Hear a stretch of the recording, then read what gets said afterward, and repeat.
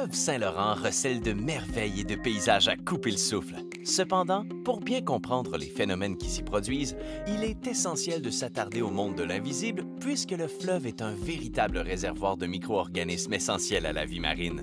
Des virus aux bactéries, en passant par les organismes de taille microscopique, de nombreuses petites choses se retrouvent dans l'eau du fleuve. Karine Lemarchand, professeure en bactériologie marine et écotoxicologie microbienne, s'intéresse à tous ces organismes qu'on ne voit pas. La microbiologie, en gros, c'est la science de tout ce qu'on ne voit pas. Donc, on a entendu beaucoup parler de microbiologie ces derniers temps, en particulier de virologie avec le virus de la COVID. Mais en fait, moi, je m'intéresse à étudier tout ce qu'on ne voit pas dans les milieux marins. Donc, allant des virus, en passant par les bactéries, et aussi aux plus petits organismes de taille microscopique, mais qui s'apparentent plus à des végétaux, tels que les microalgues, ou à des animaux, tels que les petits ciliés et flagellés qu'on va retrouver dans les milieux marins. Un virus, ce n'est pas une entité qui est vivante par elle-même. Non, un virus, c'est un parasite. Il a besoin d'un hôte pour se développer. Dans le cas des bactéries, c'est totalement différent. Elles sont autonomes dans l'environnement. Elles n'ont même pas besoin de se reproduire avec un mâle et une femelle. Il n'y a pas de mâle et de femelle. Elles se divisent, elles se reproduisent par elles-mêmes. Donc, elles sont parfaitement autonomes. Comme vous et moi, en fait, elles vont aller utiliser les ressources qu'elles vont trouver dans le milieu pour se nourrir et pour prospérer et pour développer. La composition de l'eau du fleuve, je ne pourrais même pas te la dire là aujourd'hui, ça va te prendre justement nos collègues chimistes qui vont être bien mieux placés que moi. Mais c'est effectivement, on va avoir énormément de sels nutritifs, c'est ce qu'on appelle de la matière organique. Et on a énormément d'organismes vivants aussi qui composent cette eau-là. Donc quand on va prendre un verre d'eau ou qu'on va boire la tasse en prenant une gorgée dans le Saint-Laurent, c'est clair qu'on n'avalera pas juste de l'H2O et du sel de type NaCl, sel de table. On va avoir plein d'autres sortes d'organismes et beaucoup d'autres éléments minéraux chimiques qui vont rentrer dans la composition de l'eau. Pour le commun des mortels, les bactéries sont souvent synonymes de problèmes ou de maladies. En réalité, les bactéries sont à la base de l'écosystème marin, mais il arrive effectivement qu'elles engendrent des phénomènes qui dérangent les activités humaines. Par exemple, lorsqu'il est question d'efficacité du transport maritime, certaines bactéries qui colonisent la coque des bateaux créent un milieu propice à la prolifération d'organismes de toutes sortes et causent des problèmes d'hydrodynamie et de surconsommation de carburant. Pour pallier à cette difficulté récurrente, on tente de produire de nouvelles peintures qui résisteront à cette colonisation par les bactéries et qui pourront éventuellement servir à protéger les navires tout en étant sécuritaires pour l'environnement. On voit toujours les bactéries comme quelque chose de problématique dans l'environnement. Oh, on va être malade, oh, ça crée des pathogénies chez les poissons, ça crée des problèmes de perte d'organismes. Mais les bactéries, elles servent à énormément de choses dans l'environnement, elles permettent en fait le bon fonctionnement de l'écosystème. Mais des fois, effectivement, elles dérangent dans nos activités. Comme si on prend par exemple le transport maritime, on sait qu'un grand enjeu du transport maritime, c'est la colonisation des coques. La colonisation des coques, outre le fait que ce n'est pas esthétique et ça ne plaît pas majoritairement aux plaisanciers, c'est également quelque chose qui va nuire à l'hydrodynamisme des navires et qui va faire que ces navires de transport vont effectivement consommer beaucoup plus de carburant que s'il n'y avait pas une colonisation qui va commencer par les bactéries, mais qui va ensuite attirer d'autres organismes de type microalgues, de type moules, de type baleines et huîtres même dans certains environnements. Donc tout ça, ça va en fait avoir un impact sur l'empreinte écologique de notre transport maritime. Et ces peintures, elles visent en fait à réduire cette colonisation biologique des coques. Le seul problème qu'on a actuellement, c'est que les peintures qui sont utilisées sont des peintures qui présentent des agents toxiques pour l'environnement. Donc oui, elles vont empêcher la colonisation des coques, mais elles vont aussi envoyer dans l'environnement de multiples éléments toxiques qui vont nuire aux communautés présentes dans les eaux. Donc les communautés bactériennes naturelles qui jouent un rôle important pour le recyclage dans ces eaux-là peuvent être affectées et mourir. Donc en fait, on essaye, nous, en développant des peintures d'une nouvelle génération qui ne contiennent pas de produits toxiques, mais qui vont modifier les surfaces pour les rendre inadéquates à la fixation, de voir et d'utiliser nos bactéries marines du Saint-Laurent comme des témoins. C'est-à-dire, est-ce que nos peintures marchent bien ou est-ce qu'elles ne marchent pas bien?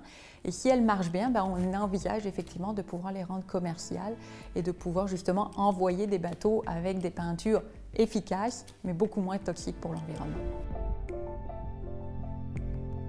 Avant toute chose, ça nous prend des études expérimentales. C'est qu'effectivement, non, on ne commence pas avec une peinture à aller sur un bateau.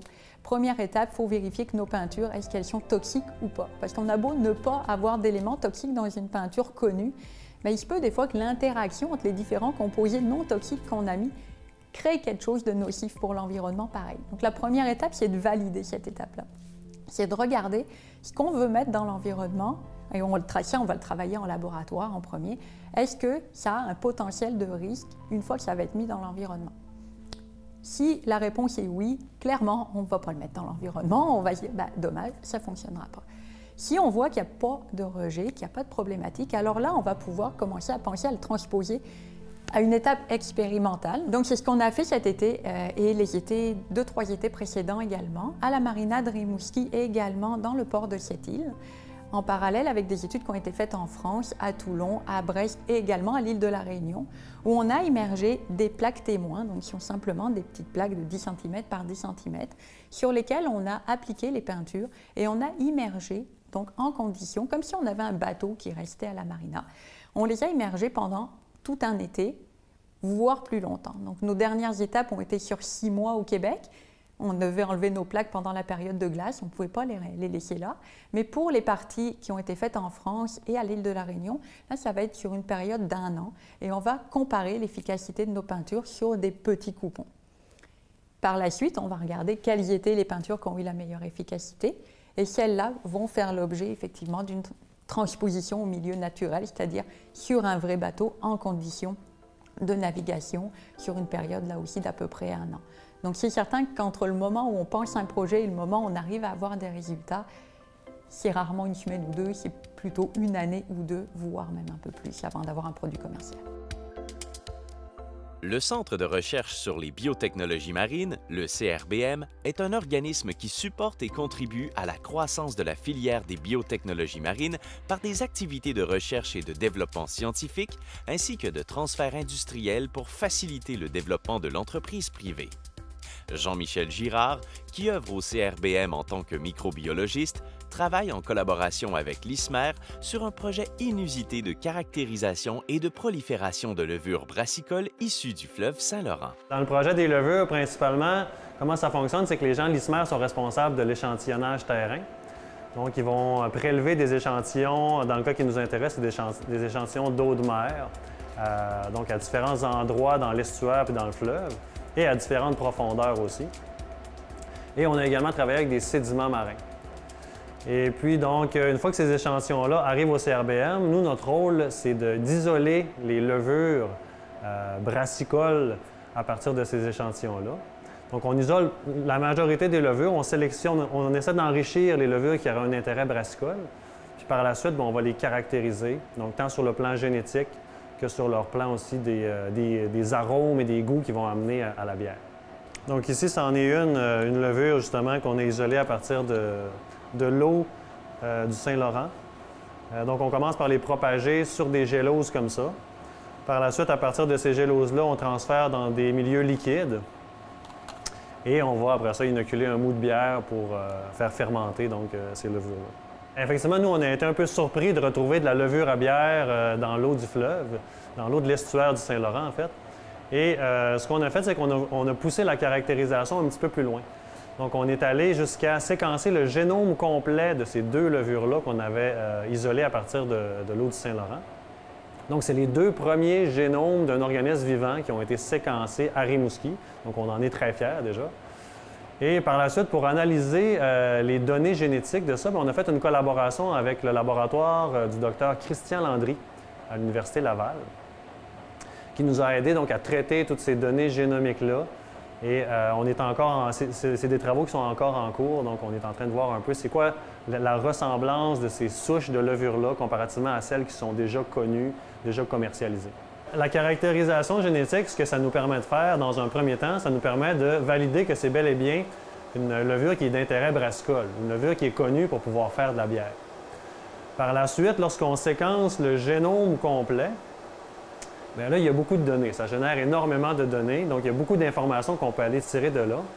Entre autres, pour la production de certains phénols ou certains esters qui sont des molécules aromatiques qui vont donner le goût à la bière. Ça nous permet de savoir si une levure donnée est en mesure ou non de pouvoir produire certains phénols ou certains esters, seulement en regardant les gènes qui sont présents dans son génome.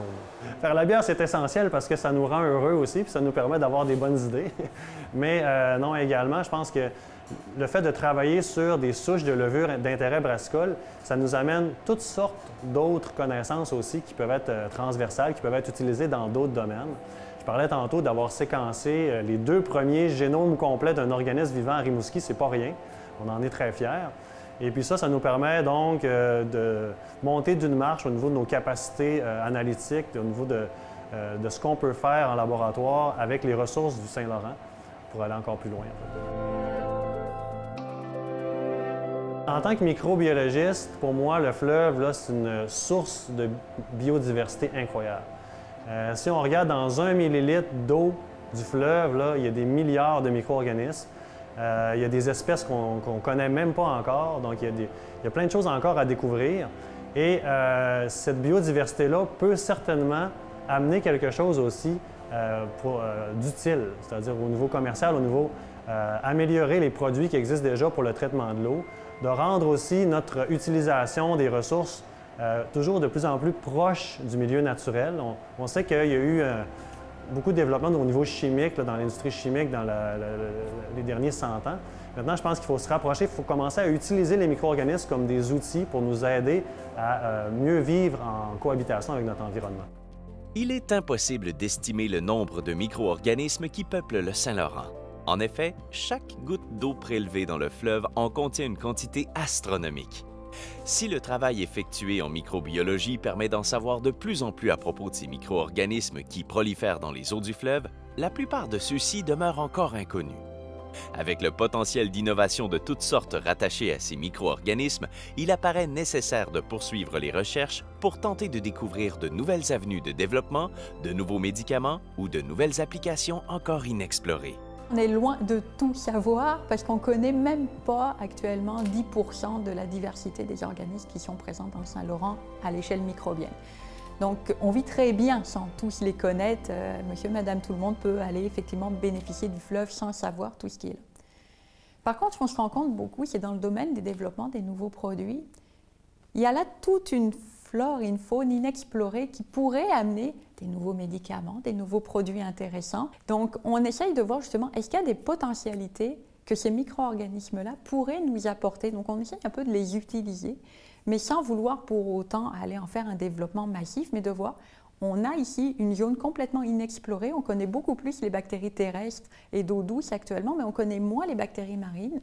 Et on voit que dans certains environnements, qui nécessitent entre autres de fonctionner avec des milieux salés, voire avec des conditions froides, bien, les organismes du Saint-Laurent, ils sont déjà habitués à ces conditions-là. Donc, plutôt que de dépenser beaucoup d'énergie à aller utiliser des micro-organismes qu'on aura trouvés dans un milieu terrestre ou dans un milieu d'eau douce chaud, bien, on va regarder dans le Saint-Laurent, est-ce qu'on a, dans toute la multitude d'organismes, parce qu'on parle là de quand même plus de 250 millions de micro-organismes par millilitre d'eau, donc c'est énorme, est-ce que dans tous ces organismes-là, il y en a un ou deux qui pourraient répondre à nos attentes et qu'on pourrait utiliser.